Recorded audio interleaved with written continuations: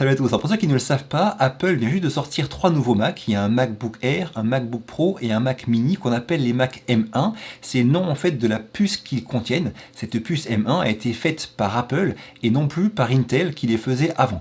Alors concrètement, au niveau tarif, on est à 800 € pour le Mac Mini M1 avec 8 Go de RAM et un stockage de 256 Go interne, et on monte à quasiment 2000 € pour le MacBook Pro en configuration maximale avec 16 Go de RAM et un stockage de 2 Tera.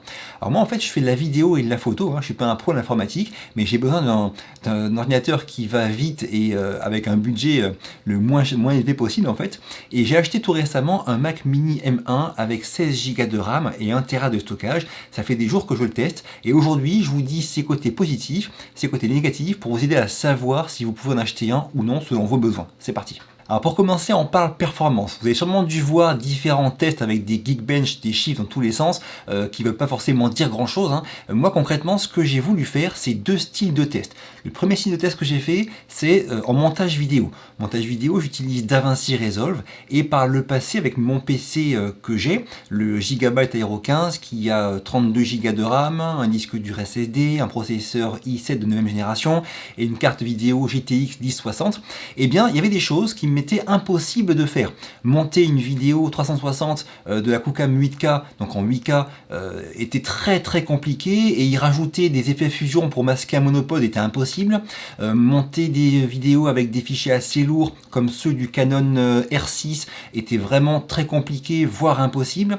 Bref, j'étais vraiment très limité, et mon premier test, ce que je voulais voir en premier, c'est si le Mac Mini M1 arrivait à faire ça. La réponse est oui. Je n'ai eu aucune limite, je suis arrivé à tout faire. Pas forcément sans faire de milieu optimisé, j'ai dû en faire pour différentes tâches, les plus lourdes, mais je suis arrivé à tout faire. Et les tâches classiques, monter une vidéo avec des caméras standards comme mon Lumix G9 ou une GoPro comme ça, et ben il le fait mais sans moufter, quoi. Donc au niveau performance, en ce qui me concerne, il a répondu à mes besoins parce que je peux faire ce que je fais à 90% du temps sans aucun souci et très rapidement. Et en plus, ce qui me demandait avant des ressources que n'avait pas mon ordinateur, eh bien je peux aussi le faire maintenant, quitte à utiliser dans ces 5% du temps des fichiers optimisés pour accélérer un peu, faciliter la tâche au Mac Mini M1. Alors ça, ce test sur DaVinci Resolve, j'en ferai une vidéo dédiée parce que ça demande vraiment de vous montrer à l'image des exemples concrets pour que vous puissiez voir un petit peu à quoi ça ressemble et ce que ça pourrait rendre chez vous. Donc ça, j'en ferai une vidéo dans les jours qui vont venir. Mais sachez qu'en termes de montage vidéo, pour DaVinci Resolve, pour Final Cut, il n'y a aucun souci, ce Mac Mini M1 va vraiment vous bluffer, tout le monde le dit, mais c'est vrai, il sera au même niveau que les meilleurs MacBook Pro à plus de 3-4 000 € qu'il y a maintenant en termes de puissance et de rendu. Le second style de test que j'ai fait, c'est un test on va dire multitâche. Moi j'aime bien souvent, pendant que ma vidéo s'exporte de DaVinci Resolve, commencer à bosser ma vignette ou retoucher des photos comme ça, tout en ayant une page ou deux ou plus de Chrome ou de Safari ouverte.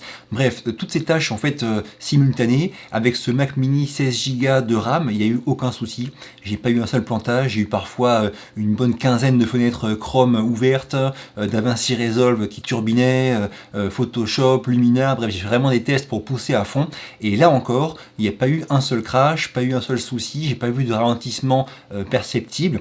Bref, ça fait vraiment le boulot, c'est une très bonne surprise. Alors vous allez me dire, il est parfait. Non, si vous voulez un truc vraiment qui envoie le steak et que vous avez les moyens, faut prendre un processeur Ryzen récent avec une RTX 3090 et puis plein de RAM 64 comme ça. Là vous aurez vraiment un truc qui sera hyper rapide, beaucoup plus rapide que ça, qui pourra faire des choses vraiment énormes avec des gros fichiers. Ce sera forcément beaucoup mieux. Lui il n'est pas à ce niveau là, c'est pas ce que je dis. Ce que je dis, c'est que pour un amateur, pour un professionnel qui n'a pas besoin de manipuler d'énormes fichiers tout le temps, eh bien il fait vraiment le boulot, et ponctuellement on est quand même obligé de faire des médias optimisés ou des proxys si on fait des montages vidéo. Donc voilà, c'est vraiment comme ça qu'il faut le voir. C'est quelque chose qui peut tout faire, et à ce prix là c'est rare, même ça n'existe pas, donc on en reparlera après de ça, mais en tout cas il peut tout faire. Et ponctuellement, on a besoin de l'aider un peu avec des proxys ou des médias optimisés quand on fait des montages vidéo. Mais sinon, ses performances sont vraiment impressionnantes. Je ne pensais pas qu'il arriverait à faire autant de choses aussi rapidement et sans planter. Second point dont je vous parle, c'est que tout ça, il le fait sans moufter, c'est-à-dire qu'il ne chauffe pas, il ne fait pas de bruit et il consomme très peu de courant. Donc ceux qui ont vu mes tutos sur DaVinci Resolve, ne serait-ce que le dernier que j'ai fait tout récemment, où je vous montre comment faire des masques là, mon PC portable, mais il faisait un bruit de turbine, on sentait qu'il ramassait quoi. Ok, ça rame vraiment, je vais l'exporter pour vous la montrer. Le Mac Mini M1 que j'ai, il fait la même tâche, mais beaucoup plus rapidement, et en faisant absolument zéro bruit. Alors ça, bon, le bruit, c'est pas forcément gênant pour vous, hein, mais sachez qu'au niveau consommation de courant, on est sur quelque chose qui consomme entre 5 et 10 fois moins qu'un PC équivalent ou qu'un Mac équivalent en termes de puissance. Hein. Au niveau bruit, c'est proche du zéro, hein, à tel point que le MacBook Air n'a même pas de ventilateur. Et au niveau de la chauffe, c'est quasiment imperceptible. Si vraiment on fait des tâches qui sont très exigeantes pendant longtemps, il va chauffer un petit peu, mais ça reste vraiment très marginal. Donc en résumé, tout ce qu'il fait, il le fait bien, parfois plus rapidement, parfois moins vite que d'autres machines, mais par contre il le fait sans chauffer, sans faire de bruit et sans consommer beaucoup de courant. Troisième point, je vous parle du prix. Alors le prix, c'est vraiment une très grosse surprise. Jusqu'à maintenant, hein, depuis que j'ai commencé YouTube, on me demandait régulièrement quel ordinateur je conseillais pour pouvoir monter de la 4K facilement en vidéo. Et souvent, je disais, ça dépend du prix que tu es prêt à y mettre. Et le prix, c'est vraiment un facteur hyper important. Je ne connais pas aujourd'hui d'ordinateur à moins de 2000 € qui permettent de monter des gros montages avec que de la 4K, hein, mais des gros montages avec des titres, un peu d'effets, sans galérer, quoi. Donc à 1500 €, on va pouvoir en trouver, mais c'est vraiment rare et ils ne pourront pas monter de gros fichiers en 6K, en 8K ou des fichiers en 0 du Canon R6 ou bref, ils auront vraiment des limites, quoi. Donc pour être confortable, il fallait mettre au minimum, grand minimum 2000 € pour ces gros fichiers là, voire 3000 pour être serein. Là on parle du Mac Mini M1 avec 8 Go de RAM. Ce Mac Mini M1 8 Go de RAM pourra vous permettre de monter n'importe quel gros fichier sans aller aussi vite qu'un PC à 4000 € ou 5000 €, hein, mais il pourra le faire en silence, sans chauffer, et pour 800 €. C'est hallucinant. C'est la première fois qu'on voit quelque chose qui coûte moins de 1000 € qui peut monter des fichiers comme ça. C'est vrai, moi quand j'ai vu les vidéos de d'autres youtubeurs, je me disais c'est bon, c'est un petit peu too much, mais en fait, franchement c'est vraiment très surprenant, d'autant plus que ça vient de Mac. Mac qui a la réputation de faire des produits super chers et pas forcément super performants, là pour le coup c'est tout l'inverse, hein, à tel point que ça va même poser problème pour la gamme Intel qui est encore proposée sur le site d'Apple, hein, la gamme de Mac avec processeur Intel. Je sais pas, on en reparlera plus tard dans la vidéo, mais la différence de prix elle est énorme par rapport au Mac M1 et en performance c'est la même chose, voire mieux sur le M1 que sur l'Intel selon le reste de la configuration que vous avez. Bref, au niveau du prix, c'est vraiment une super surprise. Maintenant, je vous garantis que à environ 1000 €, vous avez moyen de monter quasiment n'importe quel fichier vidéo ou des fichiers vidéo simples sur un montage complexe sans aucun souci avec ces Mac M1. Cinquième point, je vous parle rapidement des défauts. Les défauts, j'en vois deux en fait. Le premier, c'est que actuellement, cette architecture qui est nouvelle, là, qu'on appelle ARM, eh bien, tous les logiciels ne sont pas encore étudiés pour ça. Certains le sont, d'autres non. Par exemple, DaVinci Resolve l'est maintenant, hein, donc il y a la version, maintenant on a la bêta 4, qui est optimisée pour l'architecture ARM des Mac M1. Donc tous les logiciels qui sont optimisés pour ça tournent de manière optimale sur les Mac M1, et ceux qui ne le sont pas, l'immense majorité doit passer par ce qu'on appelle Rosetta, qui est en gros un traducteur, quoi. Donc c'est intégré à tous les Mac M1, et Rosetta va permettre de faire marcher n'importe quelle application, n'importe quel logiciel qui n'a pas été optimisé pour l'architecture ARM, et les faire marcher sur un Mac M1. Donc quand on lance un logiciel qui n'est pas optimisé, eh bien sans qu'on ait rien à faire, hein, Rosetta, la première fois en fait, va dire qu'il va installer ce logiciel-là et puis faire marcher pour votre Mac.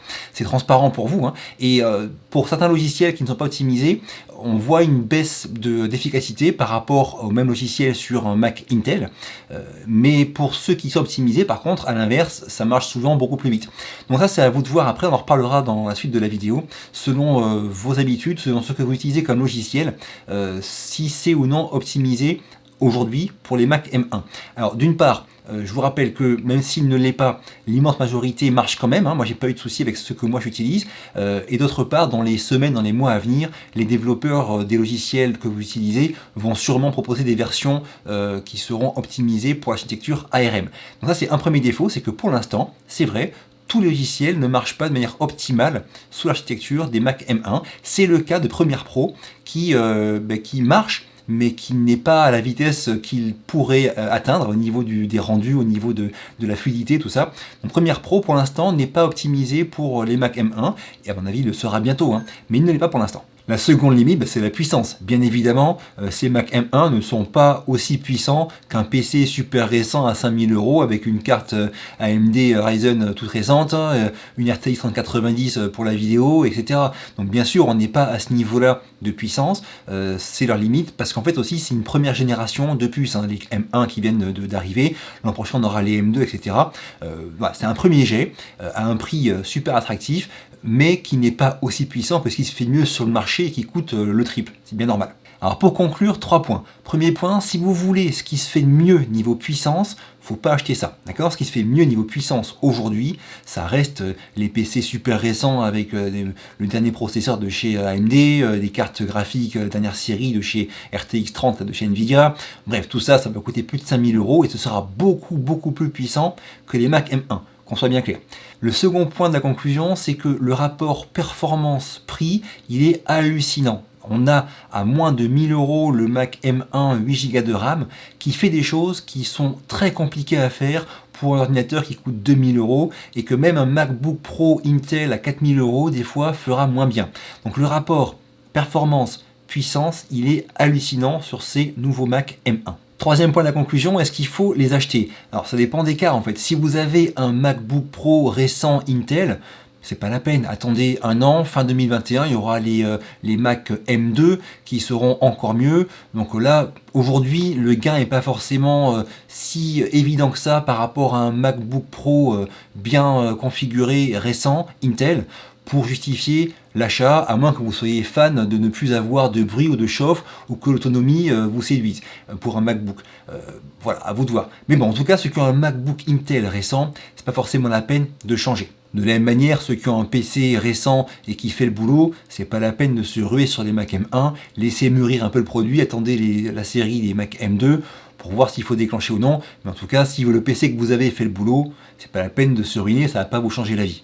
Maintenant, ceux qui ont un PC ou un Mac qui n'arrivent pas à faire, qui n'est pas assez puissant pour faire ce qu'ils ont besoin de faire, et bien là par contre, commencez par voir si le logiciel que vous utilisez est déjà optimisé ou non pour les Mac M1. Par exemple, si vous montez des vidéos sous Premiere Pro et que votre PC rame vraiment, et bien attendez un petit peu que Premiere Pro soit optimisé pour les Mac M1. Et quand il le sera, oui, vous pourrez les prendre parce que vous pourrez monter vos vidéos facilement avec les Mac M1. Et enfin, ceux qui n'ont pas d'ordinateur ou qui en ont un mais qui rament vraiment et qui veulent changer, eh bien, si votre logiciel de prédilection, on va dire, est optimisé pour les Mac M1, par exemple, si vous montez des vidéos sur Final Cut ou sur DaVinci Resolve, bah là, faut foncer, hein, parce que vous en serez vraiment ravis, j'en suis sûr.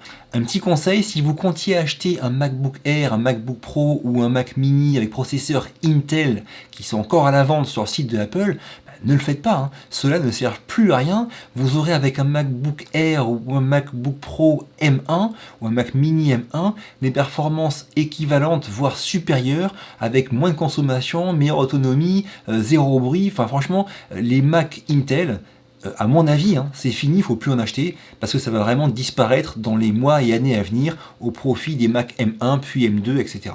Alors dans les jours à venir, je ferai différentes vidéos sur le Mac Mini M1, notamment une vidéo avec du montage vidéo sous DaVinci Resolve pour vous montrer ce qu'il arrive facilement à faire, ce qu'il a un peu de mal à faire et ce qu'il galère vraiment à faire et qui nécessite de faire des médias optimisés. Il va le faire quand même au final, mais il faudra quand même un petit peu l'aider. Donc voilà, si ça vous intéresse, pensez à vous abonner. Moi j'ai fini pour aujourd'hui. Si ça vous a plu, un petit pouce bleu. Je vous quitte, à très vite et d'ici là, bougez-vous purée. Bougez-vous.